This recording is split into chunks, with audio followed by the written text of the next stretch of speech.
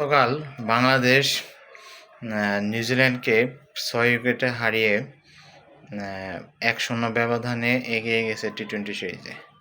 আবার আগামীকালকে ২টার সময় বাংলাদেশ এবং নিউজিল্যান্ডের মধ্যে দ্বিতীয় টি-টোয়েন্টি খেলা অনুষ্ঠিত হবে, যেটা চিটাগাংয়ের মাঠে। গতকাল বাংলাদেশ যেভাবে খেলেছে, যেভাবে ডমিনেট করে খেলেছে, আশা করি আগামীকালকে দ্বিতীয় ম্যাচটিও জিতে বাংলাদেশ সিরিজটি জিতে নেবে। এই জন্য বাংলাদেশের ব্যাটসম্যান তাওহিদ হৃদয়, শামীম হোসেন পাটোয়ারি, লিটন কুমার দাস, পারভেজ হোসেন ইমন, তাদের কথা না বললেই নয়। কারণ তারা যেভাবে খেলেছে, দুর্দান্তভাবে খেলে নিউজিল্যান্ডকে ডমিনেট করে হারিয়েছে।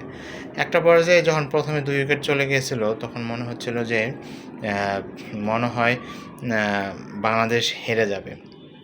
কিন্তু পারভেজ হোসেন ইমন, শামীম হোসেন পাটোয়ারি, তাওহিদ হৃদয় যেভাবে ব্যাট করেছে, সেটা আসলে দেখার মতো ছিল।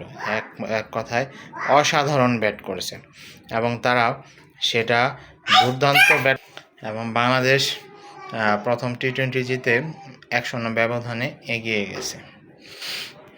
এরকম ব্যাটিং অবশ্য বাংলাদেশের টি-টোয়েন্টি দেখা যায় না, কিন্তু গতকাল তারা যেভাবে ব্যাট করেছে, সত্যি কথা বলতে এক কথায় অসাধারণ ব্যাট করেছে এবং অনেক সুন্দর ব্যাট করেছে, যেটা বাংলাদেশের জয়ের ক্ষেত্রে অনেক গুরুত্বপূর্ণ ভূমিকা পালন করেছে। আপনারা কি কখনো বাংলাদেশ দলের টি-টোয়েন্টিতে এরকম ব্যাটিং দেখেছেন গত কিছুদিন ধরে? অবশ্যই না, কারণ এরকম ব্যাটিং বাংলাদেশ ব্যাটসম্যান করতে পারে না। আশা করি বাংলাদেশ এখান থেকেই তাদের টি-টোয়েন্টি বিশ্বকাপ প্রস্তুতি, অর্থাৎ 2028 সালে যে টি-টোয়েন্টি বিশ্বকাপ হবে, সেটার প্রস্তুতি শুরু করে দিয়েছে, যেটা নিউজিল্যান্ডের সাথে প্রথম টি-টোয়েন্টি থেকেই শুরু হয়ে গেছে। এরকমভাবে যদি বাংলাদেশ আরও খেলতে পারে, তাহলে মনে হয় বাংলাদেশ টি-টোয়েন্টিতে একটা দুর্দান্ত দল হয়ে উঠবে। কারণ সামনে বাংলাদেশে অনেক খেলা রয়েছে, টি-টোয়েন্টি খেলা রয়েছে, তখন সেই খেলাগুলো নিয়ে অনেক ভালো করবে এবং অনেক ডমিনেট করে বিপক্ষ দলকে হারিয়ে দেবে। এটাই হচ্ছে আমাদের কামনা এবং তারা দুর্দান্তভাবে এবং সব সুন্দরভাবে খেলে ডমিনেট করে খেলবে, এটাই হচ্ছে আমাদের প্রার্থনা।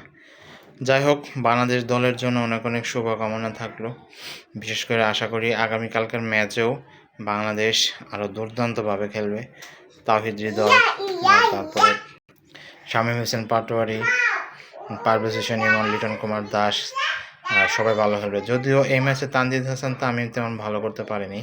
আশা করি তানজিদ হাসান তামিমও দ্বিতীয় ম্যাচে ঘুরে আসবে এবং তার দুর্দান্ত ব্যাট দিয়ে সবার মন জয় করে নেবে, এই কামনা রইল।